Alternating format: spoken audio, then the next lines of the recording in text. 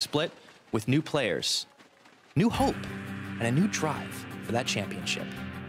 Now, joining the ranks of 5-time winners Fnatic, that bright spark of Alliance, and the 4-time defenders G2 Esports is a dream that only one will realize. And it doesn't matter where these players come from. It doesn't matter how long they've been playing. The goal is the same, to etch their names into history. And with the fight for the title so close, closer than it's ever been, every game counts.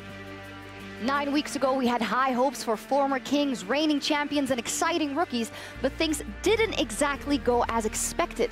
4-time EU LCS champions G2, they failed to rally around superstar perks and haven't even locked a playoff spot going into week 9. The star-studded football-backed Schalke 04 took long, very long to find their synergy, and Yuktak upset will have to prove their worth if they want to make it to the postseason. Now finally, the most exciting set of rookies ever, Vitality, smacked everyone around in the first weeks, but they need to keep pushing if they want to put their money where their mouth is. Because this is the harsh reality. Only Fnatic and Splyce secured a playoff spot. 8 teams are fighting for the remaining 4. And for 4 teams, the spring split will be over. Every game counts. And this is what it all boils down to. 8 weeks of sweat and tears, of upsets and heartbreak. 8 weeks of preamble, because this is it. 2 days, 10 games, and one last chance to prove you belong amongst the best in Europe. One last chance to stand on this stage, plant your feet, and challenge kings. Because this week, in the European LCS, every game counts.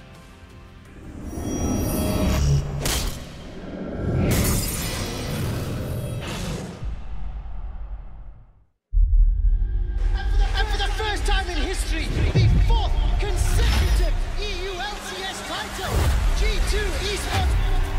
Misfits, the underdogs in this game. No one expected anything, but they hit hard.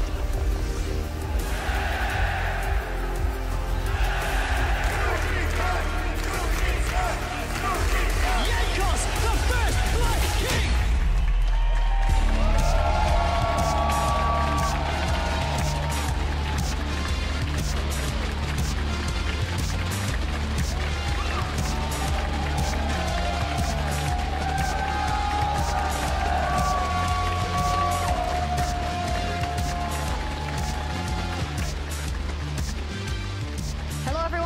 EpicSkillshot supporter, joined by Maurice Amazing Stückenschneider. What an introduction. I've got chills, Maurice. Yeah, I'm hyped. Yeah, I'm hyped as well. But if we look at the standings, we have so many reasons to be hyped. I can't even put it into words because every game is so important. Let's take a look. Fnatic and Splyce, they are locked in playoffs. Fnatic's locked in first, but there is a battle on 2 fronts for all those playoff spots, but also for the 2nd place. So I'm going to put you on the spot, Maurice. Splyce, G2 Esports, or Team Vitality? I did predict Vitality to win today against Splyce, but I do think that Splyce has the easiest road. So for them, it's basically up to them screwing up, and I don't think they will. They won't, according to Maurice. So Splyce, his number 2 teams, but also it's for all the rest of the playoff spots. 4 teams for those 6 spots that come from the bottom 6 teams. And I have my eye on H2K and the Unicorns of Love. They had a bit of a miracle run, but do you think they can actually do it? Can they break into that top 6? It's really tough because UL especially had 2 losses against the top teams.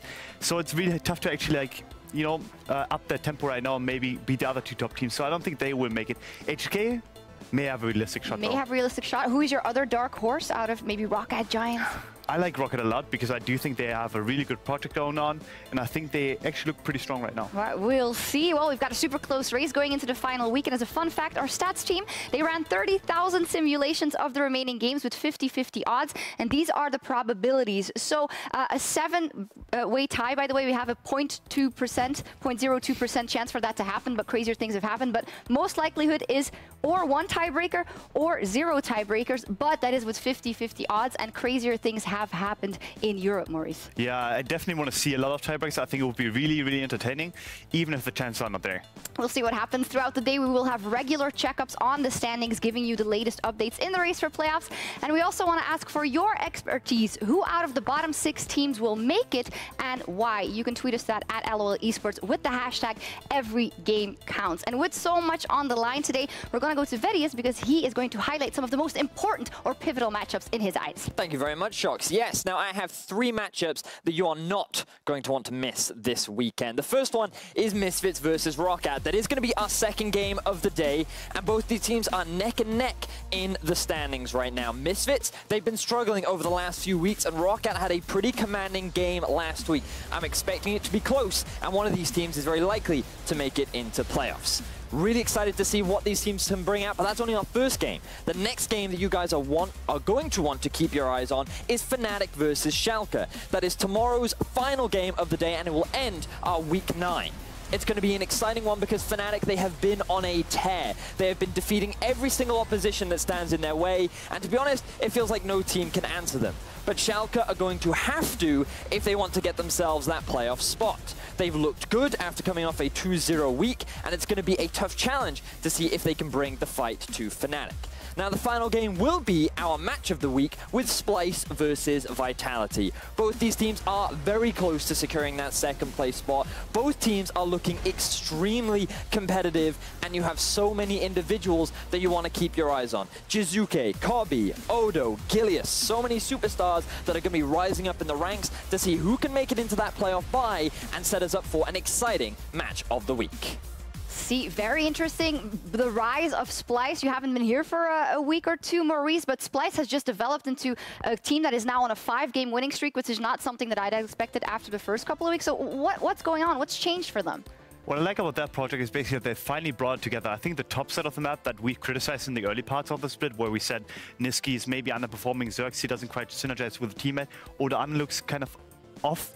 And all of them have come together. They don't rely on the Kobe late game anymore as much. They still can, but they don't need to. And I think that's really good progress for them. Yeah, they have a lot of tools in their toolbox, or a lot more than before. Verius, what do you make of Vitality? Not quite the bulldozer they were in the first weeks, but they're racking up some wins again, and that second place is in their sights. It certainly is. I feel like that they have a good shot versus Splyce, given that Splyce, not the most proactive and successful early game team, and if you put them up against a team that is Vitality, that is known for getting that early advantage and snowballing what is such a strong lead, I think Vitality have a good shot. And that winner of the match of the week will have a better shot at that quarterfinal bye, at that second place. That is what they are fighting for. We're going to take a look at Vitality versus Splyce in the third game of the day. Let's take a look at the other matches we have coming up. And just as a note, teams will be playing on patch 8.5 for the entirety of playoffs. Kaisa will be disabled, sadly, for some for the entirety of playoffs. And Maurice, when you think that they'll be playing on the same patch for a couple of weeks, that should mean, in theory, that the teams will get better and better on that patch as the weeks progress. Yeah, especially for teams that are smart or supposed to be smart at the game, I think it really matters to actually have some time on the patch and basically to be able to adapt. And I think that especially counts for both Schalke and G2. Even though we kind of didn't see as much from G2 as we did from Schalke in last weeks. Yeah, Schalke will have to rally because they still want to make it to playoffs, and to do that, they must get as many wins as possible, starting with their game versus H2K. Now, both those teams still can make it to playoffs, but for H2K, it would truly be a very impressive run. They started off the split 1-8, and it really looked like they wouldn't make anything happen this split, so more kudos to them for turning it around mid-split. Exactly that. It's that mid-split that was so important for this roster, because things look bleak. We knocked them off as being the worst team in the league, and they brought in Selfie. They brought in Shook, specifically around that week 5 period, and everything seemed to change for this roster. They just seemed to find a new power that no other team really were able to stop. But sadly for them, or luckily if they manage to win, but the stakes are, if they lose this game, they are out of playoffs. So for H2K, even with the fantastic results of the past couple of weeks, it can all end here. And they need to beat Schalke. And Schalke, they just had their first 2-0 week. We can see it there, Maurice. It was not good. It was inconsistent. It was not convincing from Schalke for most of the weeks, and then they finally got that 2-0. Last week, did you see the Schalke that you expected to see with those names on the roster? Not quite 100% there, but I do think they finally showed the progress that I wanted to see out of them, where they play with confidence, where they play like with energy. And I think that's something that they have to do, especially after 3 losses. Coming with a 2-0 is really, really important to just get their momentum back up. I completely agree. I'm looking at Schalke and I'm seeing the amount of growth that they've made, and the fact that they've even been willing to bring in a sports psychologist, and the impact that so many of the individuals have said that it has been able to have on them has really shown, especially when you look at some of the individual players in the form of Upset. This guy had a fantastic week last week where he was having fantastic performances on both the Caitlyn and the other champion that I forget that he was playing. But overall, I'm really excited to see him play today. Well, he's up versus Sheriff, so if that isn't a hype matchup, I don't know what is, because Sheriff has also been integral to the rise of H2K so far. And when we talk about momentum, Freeze talked about he finally felt comfortable, or that Sheriff was comfortable in that lineup. Amazing. And it looks to be paying off in his play. Yeah, definitely. Like, for new members, it's always important to come into Ross and actually get some time in and actually just adapt to the rotations and like just the shot calling and whatever it is. And I think for Sheriff, it has finally come together.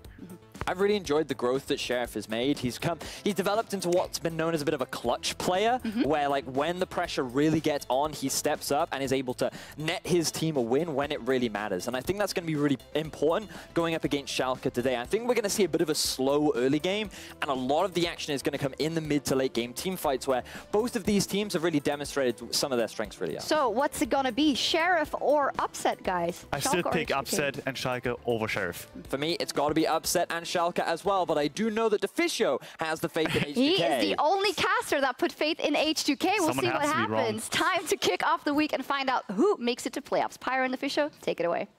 Thank you very much, Shock. Slow Esports.